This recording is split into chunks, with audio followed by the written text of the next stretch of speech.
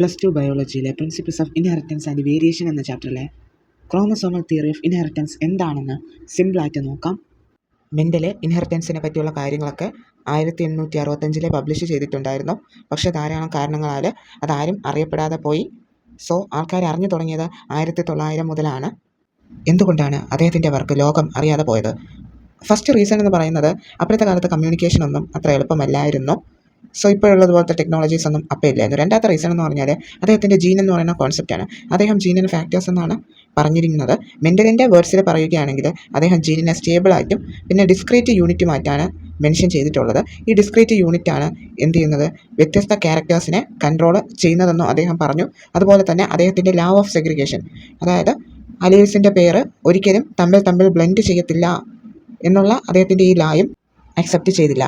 അത് കഴിഞ്ഞ് മൂന്നാമത്തെ റീസണായിട്ട് പറയുന്നത് മെൻ്റല് മാത്തമാറ്റിക്സ് യൂസ് ചെയ്തിട്ടാണ് അദ്ദേഹത്തിൻ്റെ എക്സ്പെരിമെൻറ്റ്സ് ഒക്കെ ചെയ്തത്. സ്റ്റാറ്റിസ്റ്റിക്സ് ആണ് യൂസ് ചെയ്തത്.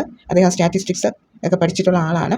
സോ അന്നത്തെ കാലത്തുണ്ടായിരുന്ന ബയോളജിസ്റ്റുമാർക്ക് എന്താണ്, ഇദ്ദേഹത്തിൻ്റെ ഈ വർക്കൊന്നും അക്സെപ്റ്റ് ചെയ്യാനായിട്ട് സാധിച്ചില്ല. ഫൈനലി അദ്ദേഹം നേരത്തെ പറഞ്ഞിട്ടുണ്ടല്ലോ, ഫാക്ടേഴ്സിനെ അല്ലെങ്കിൽ ജീനിനെയാണ് ഡിസ്ക്രീറ്റ് യൂണിറ്റ് എന്ന് പറയുന്നതെന്ന്. അദ്ദേഹത്തിന് എന്താണ്, ഈ ഫാക്ടേഴ്സിൻ്റെ എക്സിസ്റ്റൻസ് തെളിയിക്കാനുള്ള ഒരു പ്രൂഫും ഉണ്ടായിരുന്നില്ല. അതുപോലെ തന്നെ അദ്ദേഹത്തിന് ഈ കാര്യം കൂടെ പറയാനായിട്ട് സാധിച്ചില്ല. എന്തുകൊണ്ടാണ് ആ ഫാക്ടേഴ്സ് അല്ലെങ്കിൽ ജീൻസ് ഉണ്ടാക്കിയിരിക്കുന്നതെന്ന് തെളിയിക്കാനും സാധിച്ചിട്ടില്ല. സോ ഇത്രയൊക്കെ കാരണങ്ങൾ കൊണ്ടാണ് അദ്ദേഹത്തിൻ്റെ എക്സ്പെരിമെൻറ്റ് അന്നത്തെ കാലത്ത് ആരും അറിയാതെ പോയത്. ഇൻ 1900 3 സയൻറ്റിസ്റ്റുമാരുടെ പേര് ഡേവറിസ്, കോറൻസ്, പിന്നെ വോൺ ടെസർമാർക്ക്. ഈ 3 സയൻറ്റിസ്റ്റുമാരും മെൻ്റലിൻ്റെ ഈ വർക്ക് ഒന്നും കൂടെ റീഡിസ്കവർ ചെയ്യാനായിട്ട് തീരുമാനിച്ചു. അപ്പോഴത്തെ കാലത്ത് മൈക്രോസ്കോപ്സ് ഒക്കെ നല്ല അഡ്വാൻസ് ആയതുകൊണ്ട് തന്നെ സയൻറ്റിസ്റ്റുമാർക്ക് സെല്ലിൽ ഡിവിഷൻ നടക്കുന്നത് ഒബ്സർവ് ചെയ്യാനായിട്ട് സാധിച്ചു. ഇത് കാരണം അവർക്ക് ന്യൂക്ലിയസിലുള്ള സ്ട്രക്ചേഴ്സിനെ കണ്ടുപിടിക്കാനായിട്ട് സാധിച്ചു. ആ സ്ട്രക്ചർ എന്ത് ചെയ്യും, ഡബിളായിട്ട് കാണും. പിന്നെ ഓരോ സെൽ ഡിവിഷൻ നടക്കുന്നതിന് തൊട്ട് മുമ്പും ഡിവൈഡ് ചെയ്യും. ഈ സ്ട്രക്ചേഴ്സിനെയാണ് ക്രോമസോംസ് എന്ന് പറയുന്നത്. ക്രോമസോംസ് എന്ന് പറയുമ്പോൾ കളേർഡ് ബോഡീസാണ്. അവയെ കാണണമെങ്കിൽ സ്റ്റെയിനിങ്ങിലൂടെ കാണാൻ പറ്റും. സ്റ്റെയിൻ ചെയ്താൽ മാത്രമേ അവരെ കാണാനായിട്ട് സാധിക്കുകയുള്ളൂ. ഒരു 1902 ആയപ്പോൾ തന്നെ മിയോസിസ് നടക്കുമ്പോൾ എന്താണ്, ക്രോമസോമിൻ്റെ മൂവ്മെൻറ്റ് ഇതേപോലെ തന്നെ അവർ എന്ത് ചെയ്തു, കണ്ടുപിടിച്ചു. വാൾട്ടർ സട്ടൺ, തിയോഡർ ബോവറി എന്ന് പറയുന്ന ഈ 2 സയൻറ്റിസ്റ്റുമാർ ഈ ക്രോമസോമിൻ്റെ ഈ ബിഹേവിയർ അല്ലെങ്കിൽ ഇതിൻ്റെ സ്വഭാവം നോട്ട് ചെയ്ത് വച്ചിരുന്നു. ഈ ക്രോമസോമിൻ്റെ ബിഹേവിയറും പിന്നെ ജീനിൻ്റെ ബിഹേവിയറും സെയിം ആണെന്ന്, അല്ലെങ്കിൽ രണ്ടും ഈക്വൽ ആണ്, അല്ലെങ്കിൽ പാരലാണെന്ന് അവർ കണ്ടുപിടിച്ചു. സോ ഈ ഒരു ക്രോമസോം മൂവ്മെൻറ്റിനെയാണ് അവർ മെൻ്റലിൻ്റെ ലോ എക്സ്പ്ലെയിൻ ചെയ്യാനായിട്ട് യൂസ് ചെയ്തത്. സട്ടൺ ആൻഡ് ബോവറിയാണ് chromosomal theory of inheritance propose ചെയ്തത്. ഈ തിയറിയിൽ പറയുന്നത് ക്രോമസോം ആയിക്കോട്ടെ ജീൻ ആയിക്കോട്ടെ പെയേഴ്സായിട്ട് കാണപ്പെടും. അതായത് നമ്മുടെ ഹ്യൂമൻ ബോഡിയിൽ 23 പെയേഴ്സ് ഓഫ് ക്രോമസോംസ് ആണ് ഉള്ളത്. ടോട്ടല് 46 ക്രോമസോം ഉണ്ട്. അത് പെയേഴ്സായിട്ടാണ് ഉള്ളത്. ഇപ്പോൾ ഒരു ക്രോമസോമിൻ്റെ 2 അലീൽ എടുക്കുകയാണെങ്കിൽ അത് ആ ഒരു ഹോമോലോഗസ് ക്രോമസോമിൻ്റെ മീൻസ് ആ ഒരു സെയിം ക്രോമസോമിൻ്റെ തന്നെ ആ ഹോമോലോഗസ് സൈറ്റ്സിൽ, അതായത് അതേ സെയിം സൈറ്റിൽ തന്നെ എന്ത് ചെയ്യും, കാണപ്പെടും. ഒരു ഡയഗ്രാം കൊടുത്തിട്ടുണ്ട്. ഈ ഡയഗ്രാമത്തിൽ പറയുന്നതെന്ന് പറഞ്ഞാൽ 4 ക്രോമസോമുള്ള ഒരു സെല്ലിൽ മിയോസിസും പിന്നെ ജെം സെല്ല് ഫോർമേഷനും നടക്കുന്നതാണ്. അപ്പോൾ ഇവിടെ ഒരു ടേബിൾ കൊടുത്തിട്ടുണ്ട്. 2 കോളം ഉണ്ട്, എയും ബിയും. അപ്പോൾ ഇതിലേത് കോളത്തിന് നേരെയാണ് ക്രോമസോം വരുന്നത്, ഏതാണ് ജീനിനെ റെപ്രസെൻറ്റ് ചെയ്യുന്നതെന്ന് നമ്മൾ കണ്ടുപിടിക്കണം. ആദ്യം കോളം എ നോക്കാം. പെയേഴ്സായിട്ട് കാണപ്പെടും. പിന്നെ ഗാമേറ്റ് ഫോർമേഷൻ്റെ സമയത്ത് മാത്രമേ സെഗ്രിഗേറ്റ് ചെയ്യത്തുള്ളൂ.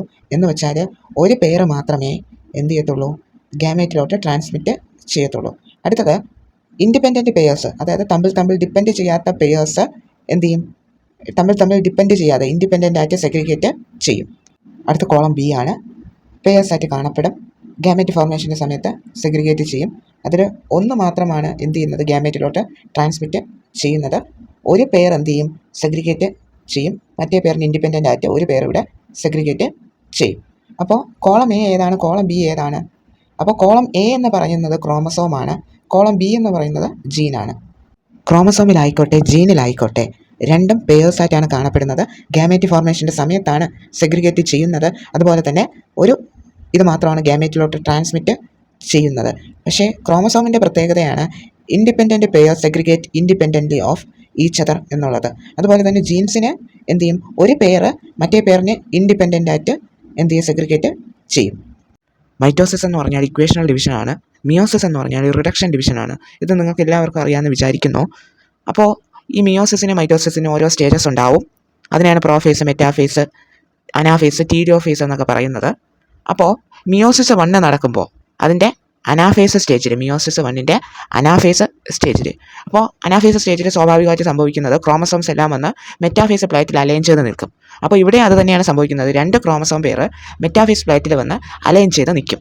അപ്പോൾ ഈ അലൈൻ ചെയ്ത് നിൽക്കുമ്പോൾ എന്താണ്, തമ്മിൽ ഇൻഡിപെൻഡൻ്റ് ആയിട്ടാണ്, അതായത് തമ്മിൽ ഡിപ്പെൻഡ് ചെയ്യാതെയാണ് ഇവർ രണ്ടുപേരും വന്നിവിടെ അലൈൻ ചെയ്യുന്നത്. അപ്പോൾ ഇത് കുറച്ചുകൂടെ ക്ലിയർ ആയിട്ട് മനസ്സിലാക്കാൻ വേണ്ടി അതിനുവേണ്ടി 4 ഡിഫറെൻറ്റ് കളറിലുള്ള ക്രോമസോംസിനെ തമ്മിൽ എന്ത് ചെയ്യുക, കമ്പയർ ചെയ്യുക. അപ്പോൾ ഈ ഒരു പിക്ചറിൽ ലെഫ്റ്റ് സൈഡിലും റൈറ്റ് സൈഡിലും ആയിട്ട് എന്തുണ്ട്, ക്രോമസോംസ് ഉണ്ട്. അതിൽ ലെഫ്റ്റ് കോളത്തിനെ പോസിബിലിറ്റി 1 എന്ന് പറഞ്ഞ് എടുക്കാം. അങ്ങനെയാണെങ്കിൽ ആ ലെഫ്റ്റ് കോളത്തിൽ ഓറഞ്ച് കളറും പിന്നെ ഗ്രീൻ കളറും എന്ത് ചെയ്യുന്നുണ്ട്, സെഗ്രിഗേറ്റ് ചെയ്യുന്നുണ്ട്, അല്ലെങ്കിൽ അവർ ഒരുമിച്ച് എന്ത് ചെയ്യുന്നുണ്ട്, സെഗ്രിഗേറ്റ് ചെയ്യുന്നുണ്ട്. ബട്ട് എന്താണ്, റൈറ്റ് സൈഡിൽ എടുക്കുകയാണെങ്കിൽ, റൈറ്റിനാണ് നമ്മൾ പോസിബിലിറ്റി 2 എന്ന് പറഞ്ഞത്, അതെടുക്കുകയാണെങ്കിൽ ഓറഞ്ച് ക്രോമസോം എന്ത് ചെയ്യുന്നുണ്ട്, റെഡ് ക്രോമസോമുമായിട്ട് തമ്മിൽ സെഗ്രിഗേറ്റ് ചെയ്യുന്നുണ്ട്. പോസിബിലിറ്റി 1 ഒരു വലിയ ഓറഞ്ച് ക്രോമസോമും ഒരു ചെറിയ ഗ്രീൻ ക്രോമസോമും ഒരു വലിയ യെല്ലോ ക്രോമസോമും ഒരു ചെറിയ റെഡ് ക്രോമസോമും സെയിം പോളിൽ നിൽക്കുന്നതായിട്ട് കാണാനായിട്ട് സാധിക്കും. ഇതിലെന്ത് ചെയ്യും, മിയോസിസ് 1 നടക്കും, മിയോസിസ് 1 അനാഫേസ് നടക്കും. അത് കഴിഞ്ഞ് മിയോസിസ് 2 അനാഫേസ് നടക്കും. അത് കഴിഞ്ഞ് എന്താണ്, ക്രോമസോംസ് എല്ലാം ഇതേപോലെ സെപ്പറേറ്റ് ചെയ്ത് കാണാനായിട്ട് സാധിക്കും. അതേതാണ് പോസിബിലിറ്റി 2 ഉള്ളത്. അതിലാണെങ്കിൽ ഒരു ലോങ് ഓറഞ്ച് കളറിലുള്ള ക്രോമസോമും പിന്നെ ചെറിയ റെഡ് കളറിലുള്ള ക്രോമസോമും ഒരു ലോങ് യെല്ലോ കളർ ക്രോമസോമും പിന്നെ ഷോർട്ടായിട്ടുള്ള ഗ്രീൻ കളർ ക്രോമസോമും ഒരേ പോളിൽ നിൽക്കുന്നത് കാണാൻ പറ്റും. അതിൽ മിയോസിസ് 1 അനാഫേസ് നടക്കും. അതിലാണെങ്കിൽ ക്രോമസോംസ് എല്ലാം മെറ്റാഫേസ് പ്ലേറ്റിൽ അലൈൻ ചെയ്ത് നിൽക്കുകയാണ്. മിയോസിസ് 2 അനാഫേസ് നടക്കുമ്പോൾ എന്ത് ചെയ്യും, ഈ ഒരുമിച്ച് നിൽക്കുന്നവരാണെങ്കിൽ 2 ഇതിലായിട്ട് സെപ്പറേറ്റ് ചെയ്യും. അടുത്തതാകുമ്പോൾ ജെം സെൽ ഇതേപോലെ എന്ത് ചെയ്യും, ഫോം ചെയ്യും. ക്രോമസോംസ് എല്ലാം സ്പ്ലിറ്റ് ആയിട്ട് ഓരോ രീതിയിൽ ഇങ്ങനെ ആവും.